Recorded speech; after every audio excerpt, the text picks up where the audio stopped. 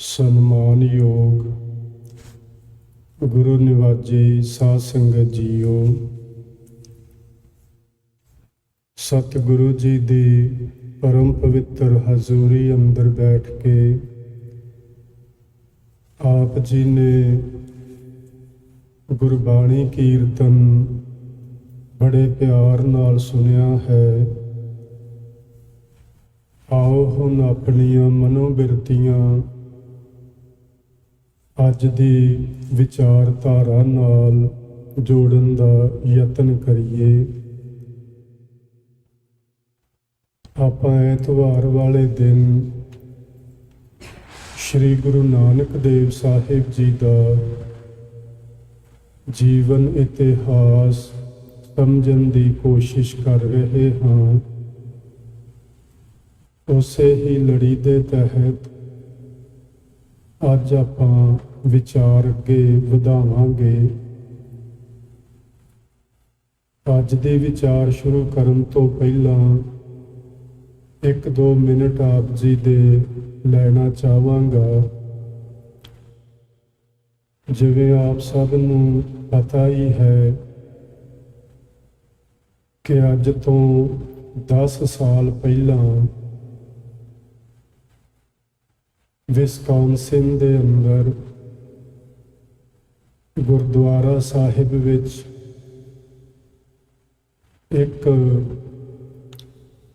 ਕਮਲੇ ਜਿਹੇ ਵਿਅਕਤੀ ਵੱਲੋਂ ਗੋਲੀਆਂ ਚਲਾ ਕੇ 6 ਸਿੱਖਾਂ ਨੂੰ ਮੌਤ ਦੇ ਘਾਟ ਉਤਾਰ ਦਿੱਤਾ ਗਿਆ ਸੀ। ਉਹਨਾਂ ਦੀ ਯਾਦ ਵਿੱਚ ਅੱਜ ਉਸ ਗੁਰਦੁਆਰਾ ਸਾਹਿਬ ਵਿਖੇ ਸਮਾਗਮ ਰੱਖੇ ਹੋਏ ਹਨ। ਅਰਦਾਸ ਕਰਦਾ ਹਾਂ ਕਿ ਪਰਮਾਤਮਾ ਜਿਹੜੇ ਪ੍ਰਾਣੀ ਉਸ ਘਟਨਾ ਦਾ ਸ਼ਿਕਾਰ ਹੋਏ ਉਹਨਾਂ ਦੇ ਪਰਿਵਾਰਾਂ ਵਿੱਚ ਸੁੱਖ ਸ਼ਾਂਤੀ ਬਖਸ਼ੇ ਤੇ ਉਹਨਾਂ ਨੂੰ ਆਪਣੀ ਰਜ਼ਾ ਵਿੱਚ ਰਾਜ਼ੀ ਰਹਿਣ ਦਾ ਬਲ ਦੇਵੇ। ਭਾਵੇਂ ਦੁਨੀਆ ਦੇ ਅੰਦਰ ਇਹੋ ਜਿਹੀਆਂ ਘਟਨਾਵਾਂ ਬਹੁਤ ਵਾਪਰ ਰਹੀਆਂ ਹਨ। ਜਿਵੇਂ ਹੁਣ ਥੋੜਾ ਸਮਾਂ ਹੀ ਪਹਿਲਾਂ ਟੈਕਸਾਸ ਦੇ ਅੰਦਰ ਸਕੂਲ ਵਿੱਚ ਇੱਕ ਮੰਦਭਾਗੀ ਘਟਨਾ ਵਾਪਰੀ, ਜਿਹਦੇ ਵਿੱਚ ਤਕਰੀਬਨ 20 ਬੱਚੇ ਤੇ 1-2 ਟੀਚਰ ਵੀ ਮਾਰੇ ਗਏ। ਇਹੋ ਜਿਹੀਆਂ ਘਟਨਾਵਾਂ ਜਿੰਨੀਆਂ ਵੀ ਤੇ ਜਿੱਥੇ ਵੀ ਵਾਪਰਦੀਆਂ ਨੇ ਉਹ ਸੱਚਮੁੱਚ ਹੀ ਦੁਖਦਾਈ ਹੁੰਦੀਆਂ ਨੇ। ਪਰ ਇੱਕ ਗੱਲ ਅਸੀਂ ਆਪਣੇ ਧਿਆਨ ਵਿੱਚ ਹਮੇਸ਼ਾ ਰੱਖਿਆ ਕਰੀਏ। ਗੁਰੂ ਨਾਨਕ ਸਾਹਿਬ ਜੀ ਨੇ ਆਖਿਆ ਹੈ, ਹੁਕਮੇ ਅੰਦਰ ਸਭ ਕੋ ਬਾਹਰ ਹੁਕਮ ਨਾ ਕੋਏ, ਨਾਨਕ ਹੁਕਮੇ ਜੇ ਬੁਝੈ ਤਾਂ ਹਉਮੈ ਕਹਿ ਨਾ ਕੋਏ। ਜੇ ਅਸੀਂ ਉਸ ਪਰਮ ਪਿਤਾ ਪਰਮਾਤਮਾ ਦੇ ਹੁਕਮ ਨੂੰ ਸਮਝ ਲਈਏ, ਸਾਨੂੰ ਉਸ ਮਾਲਕ ਦੇ ਹੁਕਮ ਦੀ ਪਹਿਚਾਣ ਆ ਜਾਏ ਤੇ ਫਿਰ ਅਸੀਂ ਉਹਦੀ ਰਜ਼ਾ ਵਿੱਚ ਚਲੇ ਜਾਂਦੇ ਹਾਂ। ਫਿਰ ਇਸ ਪੂਰੇ ਬ੍ਰਹਿਮੰਡ ਵਿੱਚ ਜੋ ਕੁਝ ਹੋ ਰਿਹਾ ਹੈ ਉਹ ਉਸੇ ਦੀ ਰਜ਼ਾ ਹੈ, ਉਸੇ ਦਾ ਹੁਕਮ ਹੈ ਕਿ ਸਾਡੇ ਜੀਵਾਂ ਦੇ ਕੁਝ ਕਰਮ ਹਨ। ਸੋ ਵਾਹਿਗੁਰੂ ਕਰੇ ਮਨੁੱਖਤਾ ਨੂੰ ਸਮਝ ਆਵੇ ਤੇ ਅਸੀਂ ਇਹਨਾਂ ਮੰਦ ਕਰਮਾਂ ਤੋਂ ਬਚ ਸਕੀਏ, ਆਪ ਸੁੱਖ ਨਾਲ ਜ਼ਿੰਦਗੀ ਜੀਵੀਏ ਤੇ ਇਸ ਸੰਸਾਰ ਦੇ ਸਭ ਲੋਕਾਂ ਨੂੰ ਸੁੱਖ ਵਿੱਚ ਜ਼ਿੰਦਗੀ ਜਿਉਣ ਲਈ ਸਹਿਯੋਗ ਕਰੀਏ। ਕਿਸੇ ਉੱਤੇ ਇਸ ਤਰ੍ਹਾਂ ਗੋਲੀਆਂ ਨਾ ਚਲਾਈਏ, ਕਿਸੇ ਨੂੰ ਬਿਨਾਂ ਵਜ੍ਹਾ ਪਰੇਸ਼ਾਨ ਨਾ ਕਰੀਏ। ਸੋ ਪਰਮਾਤਮਾ ਅੱਗੇ ਆਪਾਂ ਕੇਵਲ ਅਰਦਾਸ ਹੀ ਕਰ ਸਕਦੇ ਹਾਂ, ਹੋਰ ਆਪਣਾ ਕੋਈ ਚਾਰਾ ਨਹੀਂ। ਅੱਜ ਦੇ ਵਿਚਾਰ ਸ਼ੁਰੂ ਕਰਦੇ ਹਾਂ। ਪਿਛਲੇ ਐਤਵਾਰ ਆਪਾਂ ਸਮਝਿਆ ਸੀ ਕਿ ਗੁਰੂ ਨਾਨਕ ਦੇਵ ਮਹਾਰਾਜ ਜੀ ਢਾਕੇ ਵੱਲ ਨੂੰ ਜਾ ਰਹੇ ਨੇ, ਅਸਾਮ ਵਾਲੇ ਪਾਸੇ ਨੂੰ। ਰਸਤੇ ਵਿੱਚ ਇੱਕ ਭਗੀਰਥੀ ਨਦੀ ਹੈ, ਗੰਗਾ, ਜਿਸ ਨੂੰ ਆਖਦੇ ਨੇ ਭਗੀਰਥੀ ਗੰਗਾ। ਉਸ ਤੋਂ ਪਹਿਲਾਂ ਇੱਕ ਸੰਘਣਾ ਜੰਗਲ ਆਇਆ ਸੀ ਤੇ ਜੰਗਲ ਦੇ ਨਾਲ ਹੀ ਇੱਕ ਛੋਟੀ ਜਿਹੀ ਬਸਤੀ ਆਈ ਸੀ। ਉਹ ਬਸਤੀ ਚੋਰਾਂ ਦੀ, ਠੱਗਾਂ ਦੀ, ਲੁਟੇਰਿਆਂ ਦੀ ਸੀ। ਗੁਰੂ ਨਾਨਕ ਸਾਹਿਬ ਜੀ ਉੱਥੇ ਇੱਕ ਰਾਤ ਰੁਕੇ ਸਨ। ਅਗਲੇ ਦਿਨ ਜਿਹੜੀ ਉੱਥੇ ਘਟਨਾ ਵਾਪਰੀ ਆਪਾਂ ਪਿਛਲੀ ਕਥਾ ਵਿੱਚ ਸਮਝ ਲਿਆ ਸੀ। ਉਹ ਸਾਰੇ ਦੇ ਸਾਰੇ ਚੋਰ ਠੱਗ ਜਿਹੜੇ ਸਨ ਗੁਰੂ ਮਹਾਰਾਜ ਦੀ ਸ਼ਰਨ ਵਿੱਚ ਪਏ ਸਨ। ਗੁਰੂ ਜੀ ਨੇ ਉਹਨਾਂ ਪਾਸੇ ਸ਼ਬਦ ਉਚਾਰਿਆ ਸੀ, ਜਿਸ ਦਾ ਪਹਿਲਾ ਬੰਦ ਆਪ ਜੀ ਦੇ ਸਾਹਮਣੇ ਹੈ। ਆਪਾਂ ਇਸ ਦੀ ਵਿਚਾਰ ਪਿਛਲੇ ਐਤਵਾਰ ਕੀਤੀ ਸੀ। ਸਤਿਗੁਰੂ ਜੀ ਉਹਨਾਂ ਸਭ ਲੋਕਾਂ ਨੂੰ ਸਿੱਧੇ ਰਾਹ ਤੇ ਪਾ ਕੇ ਉਹਨਾਂ ਨੂੰ ਨਾਮ ਦਾਨ ਦੇ ਕੇ ਉਹਨਾਂ ਤੋਂ ਇੱਕ ਬਚਨ ਲਿਆ ਸੀ ਕਿ ਤੁਸੀਂ ਇਸ ਬਸਤੀ ਵਿੱਚ ਇੱਕ ਧਰਮਸ਼ਾਲਾ ਬਣਵਾਓ। ਧਰਮਸ਼ਾਲਾ ਦਾ ਆਦੇਸ਼ ਕਰਕੇ ਉਹਨਾਂ ਨੂੰ ਧਰਮ ਦੀ ਕਿਰਤ ਦਾ ਪਾਠ ਪੜ੍ਹਾ ਕੇ ਇੱਥੋਂ ਅੱਗੇ ਚਾਲੇ ਪਾ ਦਿੱਤੇ ਸਨ। ਗੁਰੂ ਨਾਨਕ ਸਾਹਿਬ ਜੀ ਅੱਗੇ ਅੱਗੇ ਤੁਰੇ ਜਾਂਦੇ। ਭਾਈ ਮਰਦਾਨਾ ਜੀ ਉਹਨਾਂ ਦੇ ਪਰਛਾਵੇਂ ਦੀ ਤਰ੍ਹਾਂ ਉਹਨਾਂ ਦੇ ਨਾਲ ਨਾਲ ਪਿੱਛੇ ਪਿੱਛੇ ਤੁਰੇ ਜਾਂਦੇ। ਰਸਤੇ ਵਿੱਚ ਗੁਰੂ ਸਾਹਿਬ ਤੇ ਆਪਣੇ ਧਿਆਨ ਮਗਨ ਹੀ ਹਰ ਵਕਤ ਰਹਿੰਦੇ ਸਨ। ਪਰ ਭਾਈ ਮਰਦਾਨਾ ਜੀ ਕਈ ਵਾਰੀ ਬਹੁਤ ਛੋਟੇ ਛੋਟੇ ਗੁਰੂ ਜੀ ਨੂੰ ਸਵਾਲ ਕਰਦੇ ਹੁੰਦੇ ਸਨ। ਤੁਰਿਆਂ ਜਾਂਦਿਆਂ ਗੱਲ ਸ਼ੁਰੂ ਕੀਤੀ ਭਾਈ ਮਰਦਾਨਾ ਜੀ ਨੇ ਕਿ ਗੁਰੂ ਜੀ, ਜਦੋਂ ਠੱਗ ਆਪਾਂ ਨੂੰ ਮਿਲੇ ਸਨ, ਉਹਨਾਂ ਨੇ ਆਪਾਂ ਨੂੰ ਪਿੱਛੋਂ ਆਵਾਜ਼ ਮਾਰੀ ਸੀ ਕਿ ਠਹਿਰ ਜਾਓ, ਕਿੱਥੇ ਚੱਲੇ ਜੇ।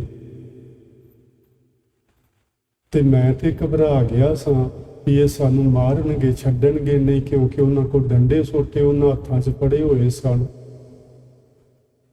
ਤੇ ਜਦੋਂ ਉਹਨਾਂ ਨੇ ਕੋਲ ਆ ਕੇ ਆਖਿਆ ਕਿ ਅਸੀਂ ਠੱਗ ਹਾਂ, ਅਸੀਂ ਚੋਰ ਹਾਂ, ਅਸੀਂ ਲੋਕਾਂ ਨੂੰ ਮਾਰਦੇ ਪਹਿਲਾਂ ਹਾਂ ਤੇ ਤਲਾਸ਼ੀ ਬਾਅਦ ਵਿੱਚ ਲੈਂਦੇ ਹਾਂ, ਤੇ ਤੁਸੀਂ ਬੜੇ ਸਹਿਜ ਨਾਲ ਹੀ ਆਖ ਦਿੱਤਾ ਸੀ ਕਿ ਸਾਨੂੰ ਮਾਰ ਦਿਓ। ਤੇ ਮੈਂ ਤੇ ਗੁਰੂ ਜੀ ਘਬਰਾ ਗਿਆ ਸਾਂ ਵੀ ਤੁਸੀਂ ਇੰਨੀ ਛੇਤੀ ਨਾਲ ਉਹਨਾਂ ਦੇ ਸਾਹਮਣੇ ਹਾਰ ਹੀ ਮੰਨ ਲਈ, ਹਥਿਆਰ ਹੀ ਸੁੱਟ ਦਿੱਤੇ। ਤੁਸੀਂ ਇੱਕ ਬਚਨ ਵੀ ਨਹੀਂ ਆਖਿਆ ਉਹਨਾਂ ਨੂੰ ਕਿ ਭਾਈ ਸਾਡੇ ਕੋਲ ਕੁਝ ਵੀ ਨਹੀਂ, ਸਾਡੀ ਤਲਾਸ਼ੀ ਕਰ ਲਓ, ਸਾਨੂੰ ਜਾਣ ਦਿਓ। ਪਰ ਤੁਸੀਂ ਸਿੱਧਾ ਹੀ ਆਖਿਆ ਵੀ ਮਾਰ ਦਿਓ। ਗੁਰੂ ਜੀ, ਤੁਸੀਂ ਇੰਨੀ ਛੇਤੀ ਹਾਰ ਗਏ। ਪਰ ਮੈਨੂੰ ਬਾਅਦ ਵਿੱਚ ਸਮਝ ਆਈ ਕਿ ਤੁਹਾਡੀ ਉਸ ਹਾਰ ਦੇ ਪਿੱਛੇ ਤੁਹਾਡੀ ਜਿੱਤ ਲੁਕੀ ਹੋਈ ਸੀ, ਜਿਹੜੀ ਮੈਂ ਉਸ ਵਕਤ ਨਹੀਂ ਵੇਖ ਪਾਇਆ।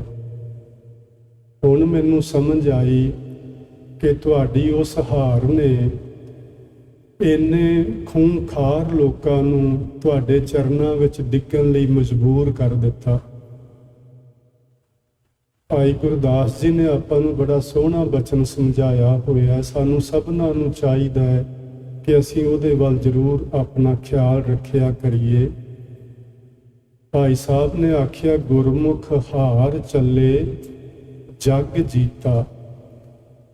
ਜਿਹੜੇ ਗੁਰਮੁਖ ਆਪਣੇ ਆਪ ਨੂੰ ਨਿਮਰਤਾ ਵਿੱਚ ਰੱਖਦੇ ਨੇ, ਵੱਡੇ ਹੰਕਾਰੀਆਂ ਦੇ ਸਾਹਮਣੇ ਆਪਣੇ ਆਪ ਨੂੰ ਉਹਨਾਂ ਦੇ ਬਰਾਬਰ ਖੜਾ ਨਹੀਂ ਕਰਨਾ ਚਾਹੁੰਦੇ। ਵਕਤੀ ਤੌਰ ਤੇ ਵੇਖਣ ਨੂੰ ਲੱਗਦਾ ਹੈ ਕਿ ਇਹ ਲੋਕ ਹਾਰ ਗਏ ਨੇ ਤੇ ਉਹ ਹੰਕਾਰੀ ਲੋਕ ਜਿੱਤ ਗਏ ਨੇ। ਪਰ ਕੁਝ ਸਮੇਂ ਤੋਂ ਬਾਅਦ ਸਮਝ ਆਉਂਦੀ ਏ ਕਿ ਉਹਨਾਂ ਦੀ ਜਿੱਤ ਅਸਲ ਵਿੱਚ ਉਹਨਾਂ ਦੀ ਹਾਰ ਸੀ ਤੇ ਇਹਨਾਂ ਗੁਰਮੁਖਾਂ ਦੀ ਹਾਰ ਅਸਲ ਵਿੱਚ ਉਹਨਾਂ ਦੀ ਜਿੱਤ ਸੀ। ਸੋ ਇਸ ਤਰ੍ਹਾਂ ਦੇ ਬਚਨ ਕਰਦੇ ਕਰਦੇ ਭਾਈ ਮਰਦਾਨਾ ਜੀ ਗੁਰੂ ਮਹਾਰਾਜ ਦੇ ਪਿੱਛੇ ਪਿੱਛੇ ਤੁਰੇ ਜਾਂਦੇ ਨੇ ਤੇ ਗੁਰੂ ਸਾਹਿਬ ਜ਼ਿਆਦਾ ਨਹੀਂ ਸਨ ਗੱਲ ਕਰਦੇ ਹੁੰਦੇ। ਉਹ ਕਹਿੰਦੇ ਹੁੰਦੇ ਸਨ, ਭਾਈ ਮਰਦਾਨਾ, ਇਹ ਸਭ ਕਰਤਾਰ ਦਾ ਹੁਕਮ ਹੈ, ਤੂੰ ਉਸ ਕਰਤਾਰ ਦੇ ਰੰਗ ਵੇਖਦਾ ਰਹੋ ਕੀ ਬਣਦਾ। ਠੱਗਾਂ ਦੀ ਬਸਤੀ ਤੋਂ ਅੱਗੇ ਚਲੇ ਗਏ। ਜਿਹੜੀ ਭਗੀਰਥੀ ਗੰਗਾ, ਉਸ ਨੂੰ ਉਹਨਾਂ ਨੇ ਪਾਰ ਕੀਤਾ ਤੇ ਅੱਗੇ ਇੱਕ ਨਗਰ ਆਇਆ ਜਿਸ ਦਾ ਨਾਂ ਮਕਸੂਦਾਬਾਦ ਇਤਿਹਾਸ ਵਿੱਚ ਲਿਖਿਆ ਹੋਇਆ। ਇਸ ਜਗ੍ਹਾ ਤੇ ਪਹੁੰਚ ਕੇ ਸਤਿਗੁਰੂ ਜੀ ਨੇ ਡੇਰਾ ਲਾਇਆ, ਯਾਨੀ ਬਾਹਰ ਨਗਰ ਦੇ ਬਾਹਰਲੇ ਪਾਸੇ ਬੈਠ ਗਏ। ਕੀਰਤਨ ਆਰੰਭ ਹੋਇਆ।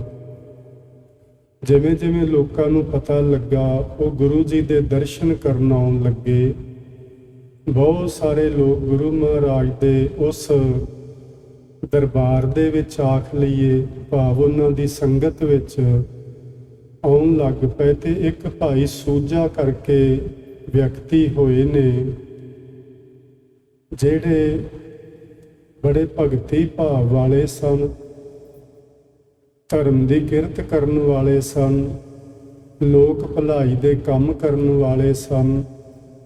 ਪਰ ਇਹ ਸਭ ਕੁਝ ਕਰਦਿਆਂ ਹੋਇਆਂ ਵੀ ਅਜੇ ਮਨ ਦਾ ਟਿਕਾ ਨਹੀਂ ਸੀ ਬਣਿਆ।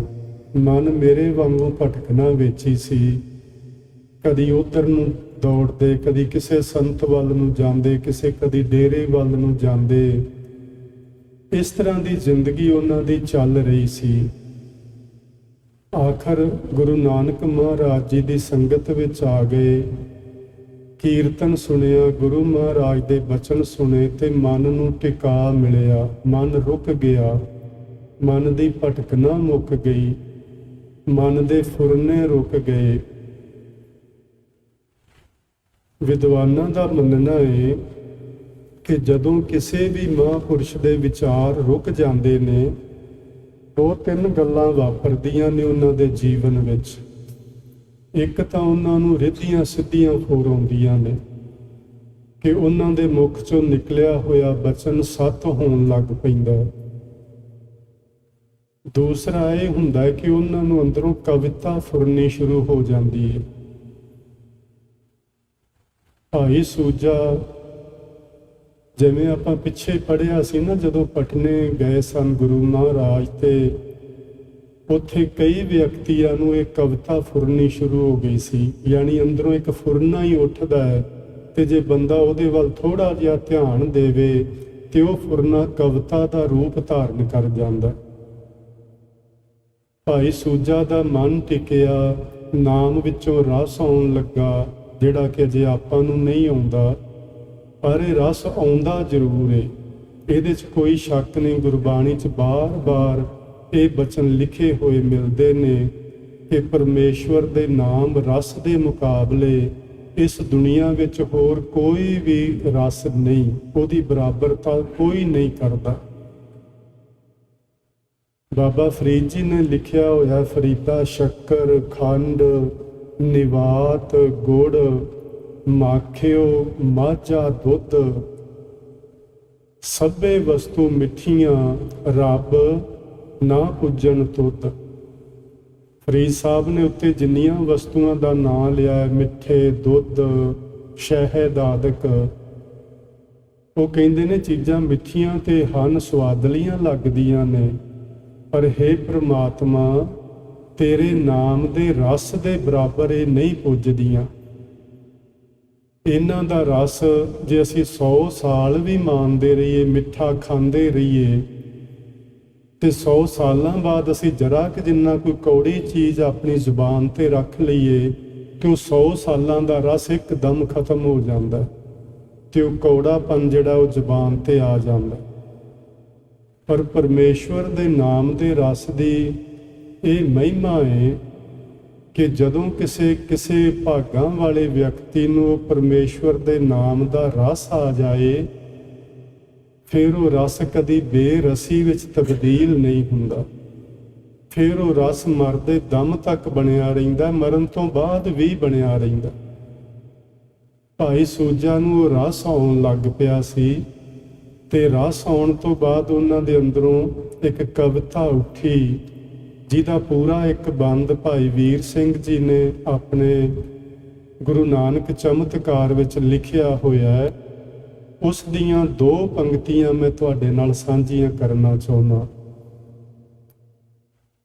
ਉਹਦੀ ਕਵਿਤਾ ਦੀਆਂ ਇਹ ਪੰਕਤੀਆਂ ਨੇ। ਕੱਚਾ ਰੰਗ ਉਤਾਰ ਕੇ ਸੱਚ ਰੰਗ ਚੜਾਇਆ, ਸਤਿਗੁਰ ਨਾਨਕ ਦਇਆ ਤੇ ਅਮਰਾ ਪਦ ਪਾਇਆ। ਇਹ ਭਾਈ ਸੂਜਾ ਦੇ ਬਚਨ ਨੇ ਕਿ ਸਤਿਗੁਰੂ ਨਾਨਕ ਸਾਹਿਬ ਦੀ ਮੈਨੂੰ ਸੰਗਤ ਮਿਲੀ। ਪਹਿਲਾਂ ਮੈਂ ਬਹੁਤ ਮਹਾਂਪੁਰਸ਼ਾਂ ਦੀਆਂ ਸੰਗਤਾਂ ਕੀਤੀਆਂ ਹੋਈਆਂ ਸਨ, ਪਰ ਨਾ ਤੇ ਕਿਸੇ ਤੋਂ ਕੱਚਾ ਰੰਗ ਮੇਰੇ ਮਨ ਉੱਤੋਂ ਉਤਾਰਿਆ ਗਿਆ।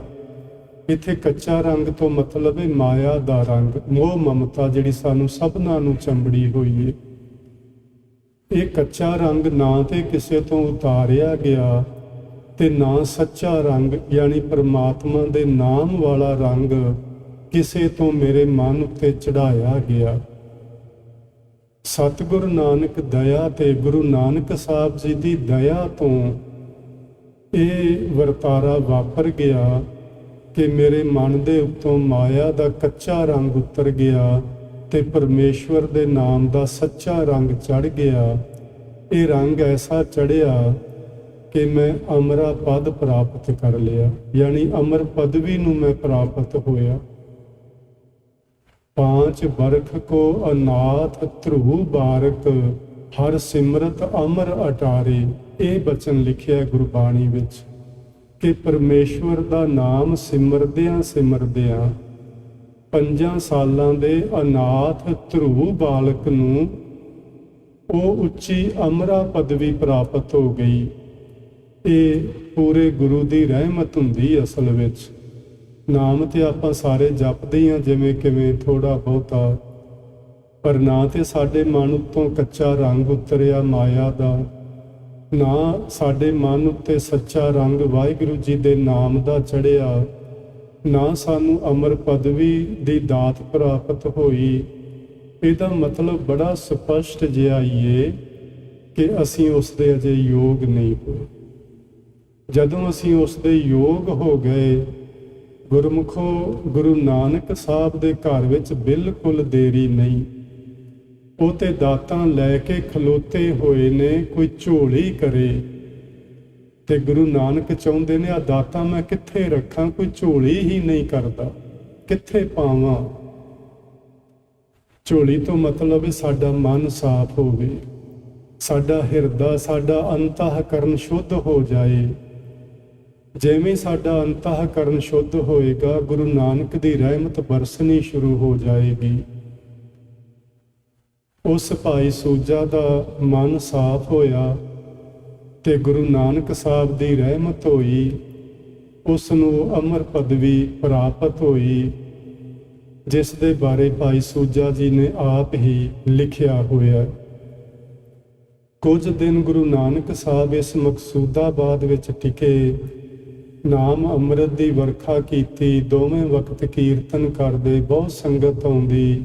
ਉਸ ਪੂਰੇ ਇਲਾਕੇ ਵਿੱਚ ਸਤਿਗੁਰੂ ਜੀ ਨੇ ਧਰਮ ਦੀ ਕਿਰਤ ਕਰਨ ਦੀ ਗੱਲ ਆਖੀ ਲੋਕਾਂ ਨੂੰ, ਤੇ ਪ੍ਰਮਾਤਮਾ ਦਾ ਨਾਮ ਜਪਣਾ ਤੇ ਲੋਕ ਭਲਾਈ ਦੇ ਕੰਮ ਕਰਨੇ, ਇਹੋ ਜਿਹਾ ਉਪਦੇਸ਼ ਦੇ ਕੇ ਸਤਿਗੁਰੂ ਜੀ ਹੁਣ ਉੱਥੋਂ ਅੱਗੇ ਚੱਲ ਪਏ। ਬਹੁਤ ਸਾਰੇ ਪਿੰਡਾਂ ਵਿੱਚੋਂ, ਨਗਰਾਂ ਵਿੱਚੋਂ ਹੁੰਦੇ ਹੁੰਦੇ ਕ੍ਰਿਸ਼ਨਗੰਜ ਆਦਿ ਪਿੰਡਾਂ ਵਿੱਚ ਦੀ ਪ੍ਰਚਾਰ ਕਰਦੇ ਕਰਦੇ ਗੁਰੂ ਸਾਹਿਬ ਜੀ ਇੱਕ ਇਹੋ ਜਿਹੀ ਥਾਂ ਤੇ ਜਾ ਕੇ ਖੜੇ ਹੋ ਗਏ। ਉੱਥੇ ਇੱਕ ਬਹੁਤ ਵੱਡਾ ਪਾਣੀ ਦਾ ਜ਼ਖੀਰਾ ਸੀ, ਯਾਨੀ ਬਹੁਤ ਵੱਡਾ ਪਾਣੀ ਦਾ ਇੱਕ ਭਰਿਆ ਹੋਇਆ ਇਲਾਕਾ ਸੀ। ਹੁਣ ਪਤਾ ਨਹੀਂ ਸੀ ਕਿ ਉਹ ਪਾਣੀ ਡੂੰਘਾ ਕਿੰਨਾ ਹੈ, ਚੌੜਾ ਕਿੰਨਾ ਹੈ, ਲੰਬਾਈ ਕਿੰਨੀ ਹੈ, ਤੇ ਗੁਰੂ ਸਾਹਿਬ ਉੱਥੇ ਰੁਕ ਗਏ ਸਨ। ਭਾਈ ਮਰਦਾਨਾ ਜੀ ਇੱਧਰ ਉੱਧਰ ਵੇਖਦੇ ਸਨ ਵੀ ਜਾਣਾ ਤੇ ਗੁਰੂ ਜੀ ਨੇ ਅੱਗੇ ਨੂੰ ਹੀ ਹੈ, ਪਰ ਇਹ ਪਾਣੀ ਬਹੁਤ ਗਹਿਰਾ ਤੇ ਵੱਡਾ, ਦੂਰ ਤੱਕ ਨਜ਼ਰ ਆਉਂਦਾ, ਇਹਨੂੰ ਪਾਰ ਕਿਵੇਂ ਕਰਾਂਗੇ। ਉਹ ਮਨ ਹੀ ਮਨ ਕੁਝ ਦਲੀਲਾਂ ਘੜ ਰਹੇ ਸਨ ਭਾਈ ਮਰਦਾਨਾ ਜੀ, ਤੇ ਗੁਰੂ ਨਾਨਕ ਸਾਹਿਬ ਨੂੰ ਪੁੱਛਦੇ ਨੇ, ਸਤਿਗੁਰੂ ਜੀ ਇਹਨੂੰ ਆਪਾਂ ਹੁਣ ਪਾਰ ਕਿਵੇਂ ਕਰਾਂਗੇ।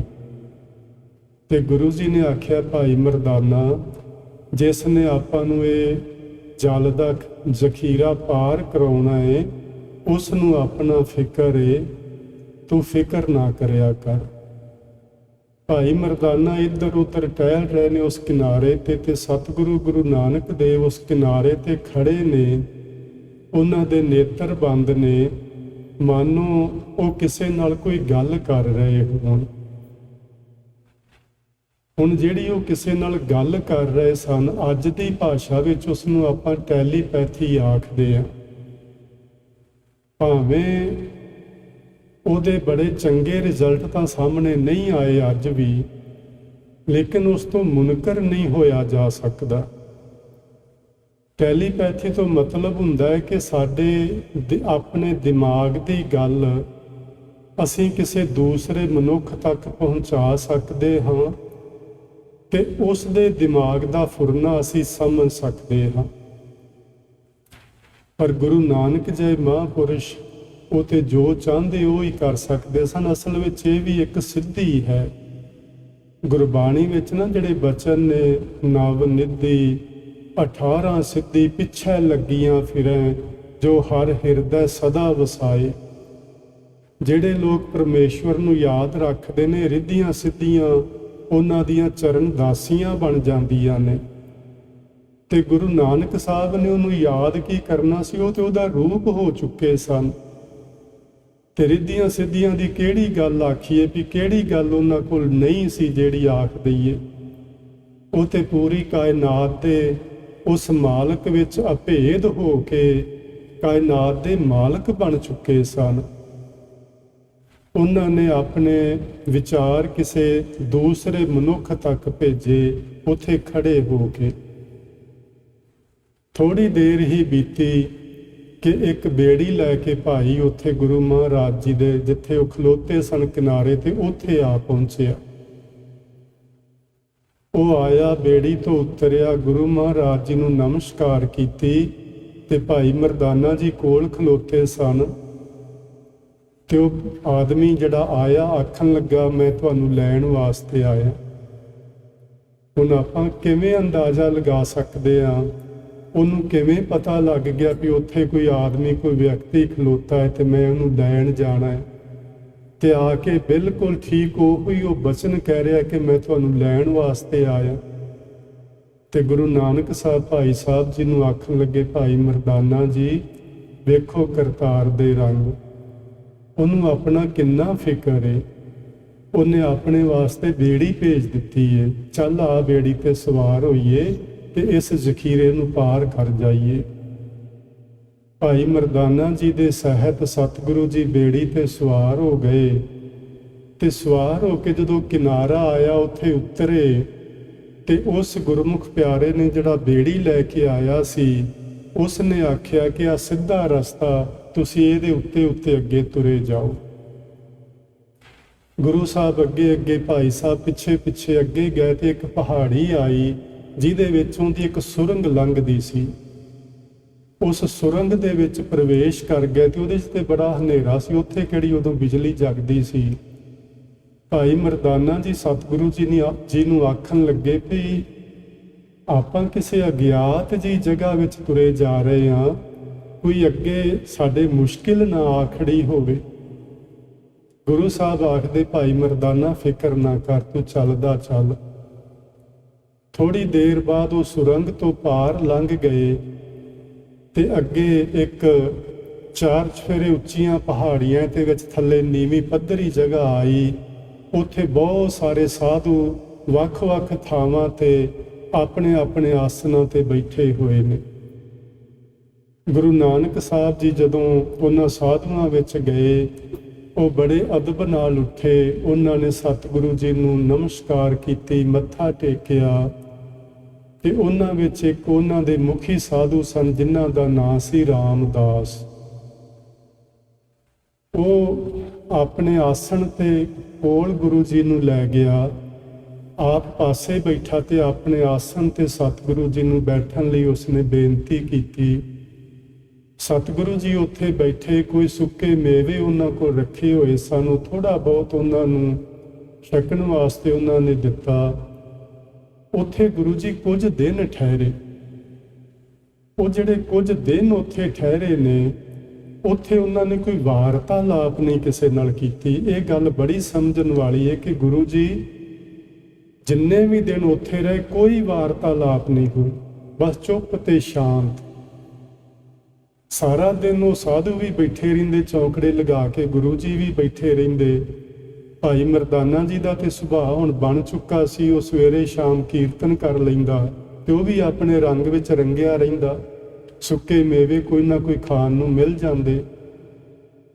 ਸ਼ਾਮ ਪੈਂਦੀ ਤੇ ਇਹ ਸਾਧੂ ਰਾਮਦਾਸ ਤੇ ਗੁਰੂ ਨਾਨਕ ਸਾਹਿਬ ਉਸ ਜਗ੍ਹਾ ਤੋਂ ਉੱਠ ਕੇ ਕਿਤੇ ਹੋਰ ਚਲੇ ਜਾਂਦੇ।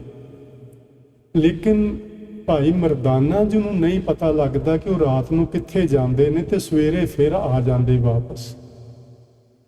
ਜਦੋਂ ਇਸ ਤਰ੍ਹਾਂ ਕੁਝ ਦਿਨ ਬੀਤੇ, ਇਕਾਂਤ ਵਿੱਚ ਰਿਹਾ, ਗੁਰੂ ਸਾਹਿਬ 24 ਘੰਟੇ ਪ੍ਰਭੂ ਦੀ ਭਗਤੀ ਵਿੱਚ ਜੁੜੇ ਹੀ ਹੋਏ ਸਨ। ਅਸਲ ਵਿੱਚ ਇਹ ਕਹਿਣਾ ਵੀ ਨਹੀਂ ਸ਼ੋਭਾ ਦਿੰਦਾ ਕਿ ਉਹ ਜੁੜਦੇ ਸਨ। ਅਸਲ ਵਿੱਚ ਉਹ ਉਸ ਮਾਲਕ ਦਾ ਰੂਪ ਹੋ ਚੁੱਕੇ ਸਨ, ਪਰ ਇਕਾਂਤ ਉਹਨਾਂ ਨੂੰ ਬਹੁਤ ਚੰਗੀ ਲੱਗਦੀ ਸੀ। ਆਪਾਂ ਨੂੰ ਪਤਾ ਹੈ ਨਾ, ਜਦੋਂ ਉਹ ਤਲਵੰਡੀ ਹੁੰਦੇ ਸਨ ਉਦੋਂ ਵੀ ਇਕਾਂਤ ਵਿੱਚ ਜਾ ਬੈਠਦੇ ਸਨ। ਬਾਹਰ ਖੇਤਾਂ ਵਿੱਚ ਜਾ ਬੈਠਣਾ, ਸਾਰਾ ਦਿਨ ਉੱਥੇ ਬੈਠੇ ਰਹਿਣਾ। ਜਦੋਂ ਮੋਦੀ ਦੀ ਕਾਰ ਕਰਦੇ ਸਨ ਉਦੋਂ ਵੀ ਉਹ ਕਈ ਵਾਰੀ ਉਸ ਨਦੀ ਦੇ ਕਿਨਾਰੇ ਤੇ ਜਾ ਬੈਠਦੇ ਸਨ। ਕਈ ਵਾਰੀ ਉਹ ਕਿਤੇ ਜੰਗਲ ਵਿੱਚ ਜਾ ਬੈਠਦੇ, ਕਦੀ ਉਹ ਉੱਥੇ ਮੜੀਆਂ ਵਿੱਚ ਜਾ ਬਹਿੰਦੇ ਸਨ। ਇਹ ਗੁਰੂ ਜੀ ਦਾ ਸੁਭਾਅ ਸੀ ਇਕਾਂਤ ਵਿੱਚ ਬੈਠਣਾ। ਇੱਥੇ ਉਹਨਾਂ ਨੂੰ ਇਕਾਂਤ ਮਿਲ ਗਈ ਤੇ 8-10 ਦਿਨ ਉਹਨਾਂ ਨੇ ਪੂਰਾ ਆਨੰਦ ਮਾਣਿਆ ਉਸ ਇਕਾਂਤ ਦਾ।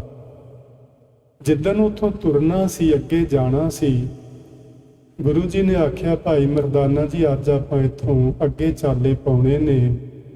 ਤੇ ਭਾਈ ਮਰਦਾਨਾ ਜੀ ਨੇ ਨਾ ਇੱਕ ਸਵਾਲ ਕੀਤਾ। ਆਖਣ ਲੱਗਾ, ਗੁਰੂ ਜੀ ਮੇਰਾ ਫਰਜ਼ ਤੇ ਨਹੀਂ ਬਣਦਾ ਮੈਂ ਤੁਹਾਨੂੰ ਪੁੱਛਾਂ, ਪਰ ਮੈਂ ਤੁਹਾਡਾ ਸਾਥੀ ਹਾਂ। ਤੁਸੀਂ ਮੈਨੂੰ ਇੱਕ ਗੱਲ ਜ਼ਰੂਰ ਦੱਸੋ ਵੀ ਤੁਸੀਂ ਮੈਨੂੰ ਰਾਤ ਇੱਥੇ ਛੱਡ ਕੇ ਉਹ ਸਾਧੂ ਰਾਮਦਾਸ ਨਾਲ ਇਕੱਲੇ ਹੀ ਕਿਤੇ ਚਲੇ ਜਾਂਦੇ ਸੀ, ਤੁਸੀਂ ਕਿੱਥੇ ਜਾਂਦੇ ਸੀ? ਮੈਨੂੰ ਇਹ ਦੱਸੋ। ਗੁਰੂ ਨਾਨਕ ਸਾਹਿਬ ਨੇ ਉਹਨਾਂ ਦੀ ਪਵਿੱਤਰ ਬਾਣੀ ਵਿੱਚ ਇਹ ਬਚਨ ਲਿਖਿਆ ਤੇ ਇਤਿਹਾਸ ਕਹਿੰਦਾ ਕਿ ਉਦੋਂ ਗੁਰੂ ਜੀ ਨੇ ਆ ਸ਼ਬਦ ਆਖੇ ਭਾਈ ਮਰਦਾਨਾ ਜੀ ਨੂੰ।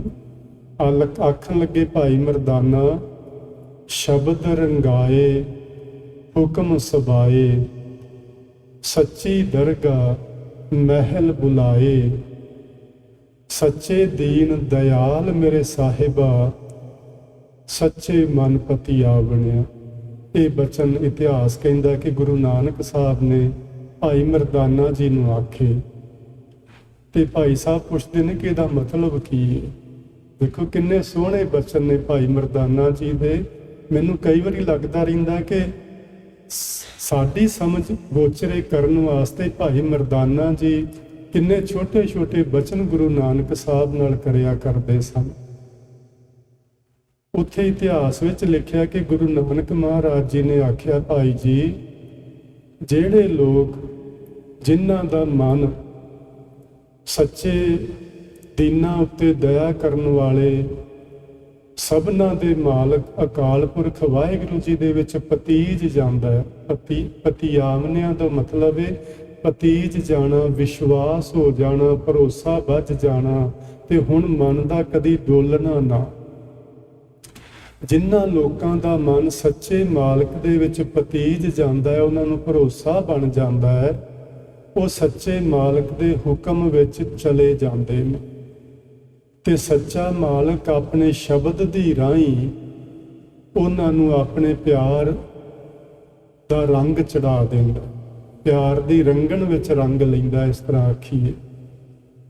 ਤੇ ਜਿਹੜੇ ਇਹੋ ਜਿਹੇ ਲੋਕ ਹੁੰਦੇ ਨੇ ਨਾ, ਜਿਨ੍ਹਾਂ ਦਾ ਮਨ ਪ੍ਰਭੂ ਦੇ ਪਿਆਰ ਵਿੱਚ ਭਿੱਜ ਜਾਏ, ਟਿਕ ਜਾਏ, ਭਰੋਸਾ ਬਣ ਜਾਏ, ਉਹ ਵਾਹਿਗੁਰੂ ਜੀ ਦੇ ਹੁਕਮ ਵਿੱਚ ਆ ਜਾਣ, ਵਾਹਿਗੁਰੂ ਕਿਰਪਾ ਕਰਕੇ ਉਹਨਾਂ ਨੂੰ ਆਪਣੇ ਸ਼ਬਦ ਦੀ ਰਾਹੀਂ ਆਪਣੇ ਪਿਆਰ ਦੀ ਰੰਗਣ ਚੜਾ ਲਵੇ ਤੇ ਉਹਨਾਂ ਲੋਕਾਂ ਨੂੰ ਸੱਚੀ ਦਰਗਾਹ ਮਹਿਲ ਬੁਲਾਏ। ਪਰਮਾਤਮਾ ਆਪਣੀ ਦਰਗਾਹ ਵਿੱਚ, ਆਪਣੇ ਦਰਬਾਰ ਵਿੱਚ ਬੁਲਾ ਲਈ। ਭਾਈ ਮਰਦਾਨਾ ਅਸੀਂ ਹੋਰ ਕਿਤੇ ਨਹੀਂ ਸਾਂ ਜਾਂਦੇ, ਅਸੀਂ ਉਹਦੀ ਦਰਗਾਹ ਵਿੱਚ ਚਲੇ ਜਾਂਦੇ ਸੀ, ਉਹਦੇ ਮਹਿਲ ਵਿੱਚ ਚਲੇ ਜਾਂਦੇ ਸੀ। ਇਹ ਚੀਜ਼ਾਂ ਸਾਡੀ ਸਮਝ ਤੋਂ ਭਾਵੇਂ ਬਾਹਰ ਦੀਆਂ ਨੇ। ਸਾਡਾ ਮਨ ਇਸ ਤਰ੍ਹਾਂ ਦਾ ਹੀ ਹੈ, ਅਸੀਂ ਇੰਨੀ ਛੇਤੀ ਨਾਲ ਭਰੋਸਾ ਵਿਸ਼ਵਾਸ ਨਹੀਂ ਕਰ ਪਾਉਂਦੇ ਕਿ ਕਿੱਥੇ ਆ ਸੱਚੀ ਦਰਗਾਹ, ਕਿੱਥੇ ਆ ਰੱਬ ਦਾ ਦਰਬਾਰ,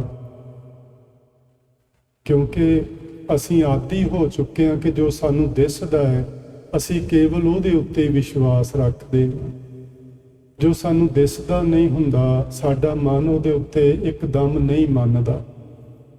ਜਿਵੇਂ ਆਪਾਂ ਉਹ ਠੱਗਾਂ ਵਾਲੀ ਗੱਲ ਸੁਣੀ ਕਿ ਗੁਰੂ ਨਾਨਕ ਸਾਹਿਬ ਦੀ ਮਿਹਰਬਾਨੀ ਹੋਈ ਤੇ ਉਹ ਜਿਹੜਾ ਆਦਮੀ ਮਰ ਗਿਆ ਸੀ, ਉਹਦੀ ਰੂਹ ਦੇ ਨਾਲ ਜਮਗਣ ਤੇ ਦੇਵਗਣ ਕਿਵੇਂ ਗੱਲਾਂ ਕਰ ਰਹੇ ਸਨ। ਉਹਨਾਂ ਠੱਗਾਂ ਨੇ ਅੱਖੀਂ ਵੇਖੀਆਂ ਤੇ ਕੰਨੀ ਸੁਣੀਆਂ, ਪਰ ਸਾਡਾ ਤੇ ਵਿਸ਼ਵਾਸ ਨਹੀਂ ਨਾ ਬਣ ਰਿਹਾ ਵੀ ਇਸ ਤਰ੍ਹਾਂ ਹੋ ਵੀ ਸਕਦਾ ਹੈ ਕਿ ਨਹੀਂ। ਬਸ ਗੱਲ ਇੰਨੀ ਕੀ ਹੈ ਜੀ, ਸਾਇੰਸਦਾਨ ਅੱਜ ਇਹ ਗੱਲ ਕਹਿਣ ਲੱਗ ਪਏ ਨੇ ਕਿ ਜੋ ਕੁਝ ਸਾਨੂੰ ਦਿਸਦਾ ਹੈ ਇਹ ਸਿਰਫ 5-6% ਹੈ। 95% ਉਹ ਕੁਝ ਜੋ ਸਾਨੂੰ ਨਜ਼ਰ ਨਹੀਂ ਆਉਂਦਾ। ਜੇ ਸਾਡਾ ਵਿਸ਼ਵਾਸ ਚਲੋ ਸਾਧੂਆਂ ਤੇ ਗੁਰੂਆਂ ਤੇ ਨਾਮ ਹੀ ਬਣੇ ਤੇ ਸਾਨੂੰ ਸਾਇੰਸਦਾਨਾਂ ਉੱਤੇ ਵਿਸ਼ਵਾਸ ਕਰਨਾ ਚਾਹੀਦਾ। ਉਹ ਤਜਰਬੇ ਕਰਕੇ ਗੱਲ ਕਰਦੇ ਨੇ। ਭਾਵੇਂ ਮਹਾਂਪੁਰਸ਼ਾਂ ਨੇ ਅੰਤਰੀਵ ਭਾਵ ਵਿੱਚ ਤਜਰਬੇ ਕੀਤੇ ਹੁੰਦੇ ਨੇ, ਪਰ ਉਹ ਇਹਨਾਂ ਦੀ ਤਰ੍ਹਾਂ ਸਾਨੂੰ ਪ੍ਰਤੱਖ ਨਹੀਂ ਕੁਝ ਵਿਖਾਉਂਦੇ, ਪਰ ਸਾਇੰਸ ਤੇ ਪ੍ਰਤੱਖ ਵਿਖਾਉਂਦੀ ਏ। ਸਾਇੰਸ ਆਖਦੀ ਹੈ ਕਿ 5-7% ਸਾਨੂੰ ਸਭ ਨਜ਼ਰ ਆਉਂਦਾ, ਜੋ 95% ਦੇ ਲਾਗੇ ਚਾਗੇ ਆ ਜਿਹੜਾ ਕਿ ਸਾਨੂੰ ਨਜ਼ਰ ਨਹੀਂ ਆਉਂਦਾ। ਤੇ ਉਹ ਜੋ ਨਜ਼ਰ ਨਹੀਂ ਆਉਂਦਾ ਉਹਦੇ ਵਿੱਚ ਭਾਈ ਕੀ ਕੁਝ ਆਪਾਂ ਕਿਵੇਂ ਜਾਣੀਏ? ਆਪਾਂ ਨੂੰ ਨਹੀਂ ਪਤਾ ਲੱਗ ਸਕਦਾ। ਆਪਾਂ ਕੇਵਲ ਇਹਨਾਂ ਸਥੂਲ ਅੱਖਾਂ ਨਾਲ ਵੇਖਣ ਦੇ ਆਦੀ ਆ, ਪਰ ਗੁਰੂ ਪਰਮੇਸ਼ਵਰ ਨੇ, ਪਰਮਾਤਮਾ ਨੇ ਸਾਡੇ ਅੰਦਰ, ਜਿਸ ਨੂੰ ਇੱਕ ਤੀਜਾ ਨੇਤਰ ਆਖਦੇ ਨੇ, ਜਿਹਨੂੰ ਗੁਰੂ ਮਹਾਰਾਜ ਗੁਰੂ ਅਮਰਦਾਸ ਮਹਾਰਾਜ ਜੀ ਨੇ ਦਿਵ ਦ੍ਰਿਸ਼ਟੀ ਦਾ ਨਾਂ ਦਿੱਤਾ ਹੋਇਆ ਹੈ। ਜਦੋਂ ਕਿਸੇ ਗੁਰਮੁਖ ਪਿਆਰੇ ਨੂੰ ਦਿਵ ਦ੍ਰਿਸ਼ਟੀ ਹਾਸਲ ਹੋ ਜਾਂਦੀ ਏ, ਉਦੋਂ ਉਹਨੂੰ ਬਹੁਤ ਸਾਰੀਆਂ ਚੀਜ਼ਾਂ ਨਜ਼ਰ ਆਉਂਦੀਆਂ ਨੇ ਜਿਹੜੀਆਂ ਸਾਨੂੰ ਨਹੀਂ ਦਿਸਦੀਆਂ। ਆਪਾਂ ਪਿਛਲੀ ਕਥਾ ਵਿੱਚ ਭਾਈ ਰਣਧੀਰ ਸਿੰਘ ਜੀ ਦੀ ਇੱਕ ਕਿਤਾਬ ਅਣਡਿੱਠੀ ਦੁਨੀਆ ਵਿੱਚੋਂ ਇੱਕ ਛੋਟੀ ਜਿਹੀ ਘਟਨਾ ਪੜ੍ਹੀ ਸੀ। ਉਹਦੇ ਵਿੱਚ ਵੀ ਕੋਈ ਇਹੋ ਜਿਹੇ ਬਚਨ ਸੀ ਜਿਹੜਾ ਅਸੀਂ ਮੰਨਣ ਲਈ ਅਜੇ ਰਾਜ਼ੀ ਨਹੀਂ ਹਾਂ, ਕਿਉਂਕਿ ਅਣਦਿਸਦੀਆਂ ਚੀਜ਼ਾਂ ਨੇ ਤੇ ਅਸੀਂ ਕਿਵੇਂ ਮੰਨ ਵੀ ਲਈਏ। ਅਸੀਂ ਵੀ ਆਪਣੀ ਜਗ੍ਹਾ ਸੱਚੇ ਆ, ਪਰ ਕੁਝ ਯਤਨ ਕਰਨਾ ਪਏਗਾ, ਕੁਝ ਸਮਝ ਡਿਵੈਲਪ ਕਰਨੀ ਪਏਗੀ, ਉਹਨੂੰ ਵਿਕਸਿਤ ਕਰਨਾ ਪਏਗਾ। ਤੇ ਉਹਨੇ ਵਿਕਸਿਤ ਹੋਣਾ ਹੈ ਪ੍ਰਭੂ ਦੇ ਨਾਮ ਦੁਆਰਾ, ਪ੍ਰਭੂ ਦੀ ਭਗਤੀ ਦੁਆਰਾ। ਜੇ ਆਪਾਂ ਉਸ ਤਰ੍ਹਾਂ ਕਰ ਪਾਏ ਤੇ ਸਾਨੂੰ ਸਮਝ ਆ ਜਾਏਗੀ ਕਿ ਵਾਹਿਗੁਰੂ ਜੀ ਦੀ ਕਿਹੜੀ ਹੈ ਸੱਚੀ ਦਰਗਾਹ, ਜਿੱਥੇ ਪਰਮਾਤਮਾ ਆਪਣੇ ਭਗਤਾਂ ਨੂੰ ਸੱਦ ਲੈਂਦਾ ਹੈ ਤੇ ਉਹਨਾਂ ਨੂੰ ਪਿਆਰ ਕਰਦਾ ਉੱਥੇ ਬਿਠਾ ਕੇ। ਸੋ ਸਤਿਗੁਰੂ ਜੀ ਨੇ ਭਾਈ ਮਰਦਾਨਾ ਜੀ ਦੇ ਨਾਲ ਇਹ ਬਚਨ ਸਾਂਝੇ ਕੀਤੇ ਤੇ ਫਿਰ ਇੱਥੋਂ ਅੱਗੇ ਤੁਰ ਪਏ।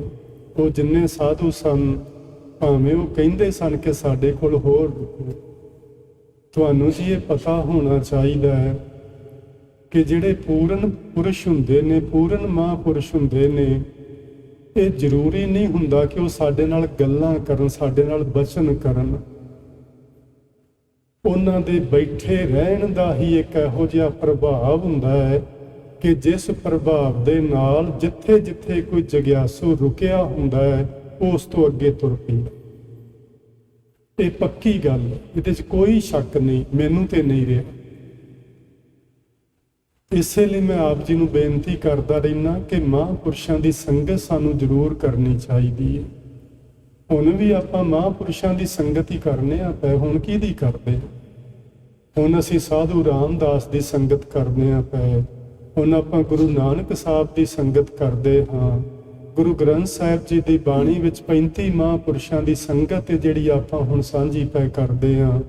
ਸਾਨੂੰ ਇਹ ਸੰਗਤ ਜ਼ਰੂਰ ਕਰਨੀ ਚਾਹੀਦੀ ਹੈ। ਇਹ ਸੰਗਤ ਵਿੱਚੋਂ ਹੀ, ਜਿਹਨੂੰ ਕਿਸੇ ਨੂੰ ਰੰਗ ਲੱਗਾ ਹੈ ਅੱਜ ਤੱਕ, ਸੰਗਤ ਵਿੱਚੋਂ ਹੀ ਲੱਗਾ। ਕੱਲਿਆਂ ਨਹੀਂ ਗੱਲ ਬਣਦੀ। ਉਹ ਬਹੁਤ ਵਿਰਲੇ ਲੋਕ ਹੁੰਦੇ ਨੇ ਜਿਨ੍ਹਾਂ ਦੇ ਕਿਤੇ ਕੋਈ ਪੂਰਬਲਾ ਭਾਗ ਜਾਗੇ ਤੇ ਕੱਲਿਆਂ ਬੈਠਿਆਂ ਬੈਠਿਆਂ ਕੋਈ ਖੇਡ ਅੰਦਰ ਦੀ ਬਣ ਜਾਏ, ਉਹ ਬਹੁਤ ਵਿਰਲੇ ਹੁੰਦੇ ਨੇ। ਲੇਕਿਨ ਬਹੁ ਗਿਣਤੀ ਉਹਨਾਂ ਮਹਾਂਪੁਰਸ਼ਾਂ ਦੀ ਏ ਜਿਨ੍ਹਾਂ ਨੂੰ ਕਿਸੇ ਨਾ ਕਿਸੇ ਮਹਾਂਪੁਰਸ਼ ਦੀ ਸੰਗਤ ਵਿੱਚੋਂ ਪ੍ਰਭੂ ਦੇ ਪਿਆਰ ਦਾ ਰੰਗ ਲੱਗ ਜਾਂਦਾ। ਸੋ ਜੀ ਆਪਾਂ ਸੰਗਤ ਕਰਿਆ ਕਰੀਏ।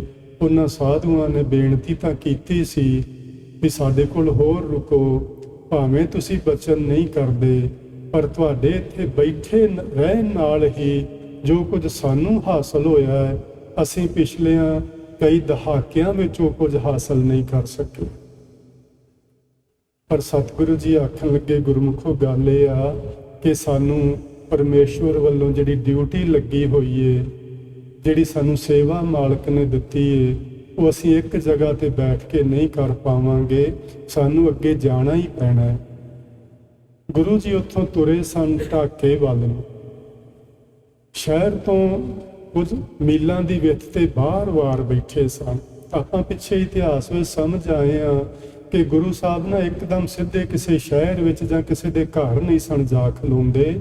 ਉਹ ਨਗਰ ਤੋਂ ਪਿੰਡ ਤੋਂ ਬਾਹਰ ਹੀ ਕਿਤੇ ਰੁੱਖ ਹੇਠਾਂ ਜੰਗਲ ਬੀਆਬਾਨ 'ਚ ਕਿਤੇ ਡੇਰਾ ਕਰ ਲੈਂਦੇ। ਭਾਈ ਮਰਦਾਨਾ ਜੀ ਰਬਾਬ ਵਜਾਉਂਦੇ, ਉਹ ਕੀਰਤਨ ਕਰਦੇ, ਲੋਕੀ ਸੁਣਦੇ ਤੇ ਆਪੇ ਆਉਣ ਲੱਗ ਪੈਂਦੇ। ਫਿਰ ਗੁਰੂ ਜੀ ਉਹਨਾਂ ਨਾਲ ਜਿਹੜਾ ਮਨੋਰਥ ਉਹਨਾਂ ਦਾ ਹੁੰਦਾ ਉਹ ਗੱਲਬਾਤ ਜ਼ਰੂਰ ਕਰਿਆ ਕਰਦੇ। ਇੱਥੇ ਜਦੋਂ ਸ਼ਹਿਰ ਤੋਂ ਕੁਝ ਮੀਲ ਬਾਹਰ ਬੈਠੇ ਤੇ ਇੱਥੇ ਨਾ ਇਸ ਸ਼ਹਿਰ ਦੇ ਚਾਰ ਚੁਫੇਰੇ ਕੁਝ ਸਾਧੂ ਮਹਾਂਪੁਰਸ਼ਾਂ ਨੇ ਆਪਣੇ ਡੇਰੇ ਬਣਾਏ ਹੋਏ ਸਨ। ਉਹਨਾਂ ਵਿੱਚ ਕੁਝ ਤਪ ਸਾਧਨਾ ਵਾਲੇ ਸਨ, ਕੁਝ ਇਸਲਾਮ ਮਤ ਵਿੱਚ ਜ਼ਿਆਦਾ ਹੁੰਦਾ ਚਲੀਏ ਕੱਟਣ ਦਾ ਕੰਮ, ਯਾਨੀ ਚਲੀਆ ਮਤਲਬ ਹੁੰਦਾ 40 ਦਿਨ ਦਾ ਕੋਈ ਅਭਿਆਸ ਰੱਖ ਲੈਣਾ ਤੇ ਉਸ ਨੂੰ ਲਗਾਤਾਰ 40 ਦਿਨ ਕਰਨਾ, ਉਸ ਦੇ ਵਿੱਚ ਭੰਗ ਨਾ ਪਾਉਣਾ, ਉਸ ਦੀ ਉਲੰਘਣਾ ਨਾ ਕਰਨਾ, ਜੋ ਬਣਾਇਆ ਨਿਯਮ ਉਸ ਨੂੰ ਪੂਰਿਆਂ ਕਰਨਾ, ਉਸ ਨੂੰ ਚਲੀਆ ਕੱਟਣਾ ਆਖਦੇ। ਚਲੀਏ ਕੱਟਣ ਵਾਲੇ ਇੱਕ ਦੋ ਹਾਠੀ ਯੋਗੀਆਂ ਦੇ ਵੀ ਇੱਥੇ ਆਸ਼ਰਮ ਸਨ। ਜਿਵੇਂ ਹਾਠੀ ਯੋਗ ਆਪਾਂ ਸਮਝਦੇ ਹਾਂ ਉਹਦੇ 8 ਅੰਗ ਹੁੰਦੇ ਨੇ, ਉਹ ਵੱਖਰੀ ਕਿਸਮ ਦਾ ਇੱਕ ਯੋਗ ਸਾਧਨਾ ਹੀ ਉਹ ਵੀ। ਪਰ ਆਪਾਂ ਸਮਝਦੇ ਆ ਰਹੇ ਹਾਂ ਕਿ ਸਾਧਨਾ ਕੋਈ ਵੀ ਹੋਵੇ, ਜੇ ਉਸ ਨੂੰ ਠੀਕ ਢੰਗ ਨਾਲ ਕਰ ਲਿਆ ਜਾਏ ਤੇ ਉਹ ਸਾਨੂੰ ਸਾਡੀ ਮੰਜ਼ਿਲ ਤੱਕ ਪਹੁੰਚਾ ਸਕਦੀ ਏ। ਪਰ ਹੁੰਦਾ ਕੀ ਏ, ਇਹ ਹਾਠੀ ਯੋਗ ਨਾਲ, ਇਹ ਤਪ ਸਾਧਨਾਵਾਂ ਨਾਲ, ਇਹ ਚਲੀਏ ਕੱਟਣ ਦੇ ਨਾਲ ਨਾ ਰਿੱਧੀਆਂ ਸਿੱਧੀਆਂ ਫੁਰ ਆਉਂਦੀਆਂ। ਫਿਰ ਜਿਨ੍ਹਾਂ ਲੋਕਾਂ ਨੂੰ ਸਾਧੂਆਂ, ਗੁਰੂਆਂ, ਮਹਾਂਪੁਰਸ਼ਾਂ ਦੀ ਸੰਗਤ ਨਹੀਂ ਮਿਲੀ ਹੁੰਦੀ, ਉਹ ਉਹਨਾਂ ਰਿੱਧੀਆਂ ਸਿੱਧੀਆਂ ਵਿੱਚ ਉਲਝ ਜਾਂਦੇ। ਗੁਰੂ ਸਾਹਿਬ ਨੇ ਉਹ ਬਚਨ ਗੁਰਬਾਣੀ 'ਚ ਲਿਖੇ ਨੇ, ਰਿੱਧ ਸਿੱਧ ਸਭ ਮੋਹ ਹੈ, ਨਾਮ ਨਾ ਵਸੈ ਮਨ ਆਏ। ਇਹ ਰਿੱਧੀਆਂ ਸਿੱਧੀਆਂ ਇੱਕ ਤਰ੍ਹਾਂ ਨਾਲ ਮੋਹ ਸਾਡੇ ਅੰਦਰ ਪੈਦਾ ਕਰਦੀਆਂ ਤੇ ਅਸੀਂ ਉਹਨਾਂ ਦੇ ਮੋਹ ਵਿੱਚ ਫਸ ਜਾਂਦੇ ਹਾਂ। ਤੇ ਫਿਰ ਉਹ ਮਨੁੱਖ ਜਿਹੜੇ ਤਪ ਸਾਧਨਾਵਾਂ ਕਰਦੇ, ਜਿਹੜੇ ਚਲੀਏ ਕੱਟਦੇ, ਜਿਹੜੇ ਇਹੋ ਜਿਹੇ ਅਭਿਆਸ, ਯੋਗਾ ਅਭਿਆਸ ਵਗੈਰਾ ਕਰਦੇ, ਹੱਠ ਯੋਗ ਆਦਿਕ, ਉਹ ਉਹਨਾਂ ਰਿੱਧੀਆਂ ਸਿੱਧੀਆਂ ਦੇ ਮੋਹ ਵਿੱਚ ਫਸ ਜਾਂਦੇ। ਉਹਨਾਂ ਦੇ ਬਚਨ ਪੂਰੇ ਹੁੰਦੇ, ਉਹ ਕਿਸੇ ਨੂੰ ਵਰ ਦਿੰਦੇ, ਕਿਸੇ ਨੂੰ ਸ਼ਰਾਫ ਦਿੰਦੇ, ਕਿਸੇ ਦਾ ਭਲਾ ਕਰਦੇ, ਕਿਸੇ ਦਾ ਬੁਰਾ ਕਰਦੇ, ਲੋਕ ਉਹਨਾਂ ਦੇ ਪਿੱਛੇ ਲੱਗ ਜਾਂਦੇ ਤੇ ਇਸ ਤਰ੍ਹਾਂ ਉਹਨਾਂ ਦੀ ਉਹ ਵਾਹਵਾਹੀ ਬਣ ਜਾਂਦੀ ਤੇ ਬਸ ਉਸ ਗੇੜ ਵਿੱਚ ਹੀ ਫਿਰ ਅੱਗੇ ਨਾ ਨਿਕਲ ਪਾਉਂਦੇ। ਇਸ ਤਰ੍ਹਾਂ ਦੇ ਬਹੁਤ ਸਾਰੇ ਲੋਕ ਗੁਰੂ ਮਹਾਰਾਜ ਜੀ ਨੂੰ ਇਸ ਜਗ੍ਹਾ ਤੇ ਆ ਕੇ ਮਿਲਦੇ ਰਹੇ। ਗੁਰੂ ਮਹਾਰਾਜ ਉੱਥੇ ਦੋਵੇਂ ਵਕਤ ਕੀਰਤਨ ਕਰਦੇ। ਜਿੱਥੇ ਜਿੱਥੇ ਉਹਨਾਂ ਦੀਆਂ ਰੁਕਾਵਟਾਂ ਸਨ, ਉਹਨਾਂ ਰੁਕਾਵਟਾਂ ਤੋਂ ਉਹਨਾਂ ਦਾ ਖਹਿੜਾ ਛੁਡਾਉਂਦੇ ਤੇ ਉਹਨਾਂ ਨੂੰ ਅੱਗੇ ਤੋਰਦੇ। ਅੱਗੇ ਤੋਰਨ ਦਾ ਉਹਨਾਂ ਕੋਲ ਇੱਕੋ ਹੀ ਤਰੀਕਾ ਸੀ। ਗੁਰੂ ਨਾਨਕ ਸਾਹਿਬ ਦਾ ਤਰੀਕਾ ਇੱਕੋ ਹੀ, ਉਹ ਤੁਸੀਂ ਪੱਕਾ ਪੱਲੇ ਬੰਨ੍ਹ ਲਓ। ਬਹੁਤੇ ਤਰੀਕੇ ਨਹੀਂ ਹਨ ਕਿ ਤੁਸੀਂ ਇਸ ਤਰ੍ਹਾਂ ਕਰ ਲਓ, ਉਸ ਤਰ੍ਹਾਂ ਕਰ ਲਓ, ਜੇ ਇਹ ਗੱਲ ਨਹੀਂ ਬਣੀ ਤੇ ਆਹ ਕਰ ਲਓ, ਉਹ ਨਹੀਂ ਬਣਿਆ ਤੇ ਆਹ ਕਰ ਲਓ। ਗੁਰੂ ਨਾਨਕ ਸਾਹਿਬ ਦਾ ਇਹ ਕੋਈ ਤਰੀਕਾ ਨਹੀਂ ਸੀ, ਇੱਕੋ ਹੀ ਤਰੀਕਾ ਸੀ, ਨਾਮ ਜਪ। ਦੂਜੀ ਕੋਈ ਗੱਲ ਗੁਰੂ ਨਾਨਕ ਸਾਹਿਬ ਨੇ ਨਹੀਂ ਆਖੀ। ਪੂਰੀ ਗੁਰਬਾਣੀ ਤੁਸੀਂ ਪੜ੍ਹ ਕੇ ਵੇਖੋ, ਹਾਂ ਨਾਮ ਜਪ ਦੀਆਂ ਵਿਧੀਆਂ ਵੱਖਰੀਆਂ ਵੱਖਰੀਆਂ ਜ਼ਰੂਰ ਆਖੀਆਂ ਗਈਆਂ ਨੇ। ਆਪਾਂ ਪਿੱਛੇ ਸਮਝਿਆ ਸੀ 4 ਅਵਸਥਾਵਾਂ ਨੇ। ਪਹਿਲਾਂ ਅਸੀਂ ਬੈਖਰੀ ਤੇ ਬੋਲਦੇ ਹਾਂ, ਮਧਮਾ ਤੇ ਪਸ਼ੰਤੀ ਤੇ ਫਿਰ ਪਰਾ ਬਾਣੀ ਵਿੱਚ ਚਲੇ ਜਾਂਦੇ ਹਾਂ। ਉਹ ਇੱਕ ਇਸੇ ਹੀ ਲੜੀ ਬਣ ਜਾਂਦੀ ਹੈ ਸਾਡੇ ਨਾਮ ਅਭਿਆਸ ਦੀ।